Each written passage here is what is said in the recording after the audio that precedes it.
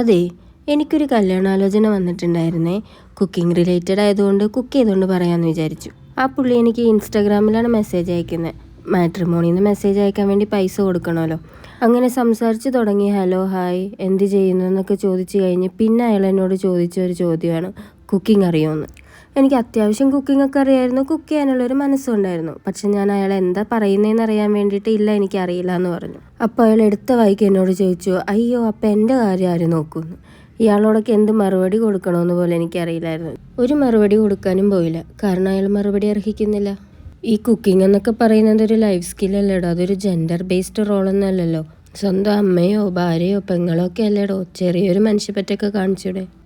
എന്തായാലും ഇന്നത്തെ കാലത്ത് ഇങ്ങനെയൊക്കെ ചിന്തിക്കുന്നവരുണ്ടല്ലോ എന്ന് ഓർത്തിട്ട് എനിക്ക് ശരിക്കും പറഞ്ഞാൽ അത്ഭുതമാണ് തോന്നിയത്. നിങ്ങൾക്ക് ഇങ്ങനത്തെ അനുഭവങ്ങൾ ഉണ്ടായിട്ടുണ്ടോ? എന്തെങ്കിലും ഒന്ന് കമൻറ്റ് സെക്ഷനിൽ പറയട്ടോ. ഉണ്ടാവാതിരിക്കാൻ വഴിയൊന്നും ഞാൻ കാണുന്നില്ല. എന്ത് ചെയ്യും.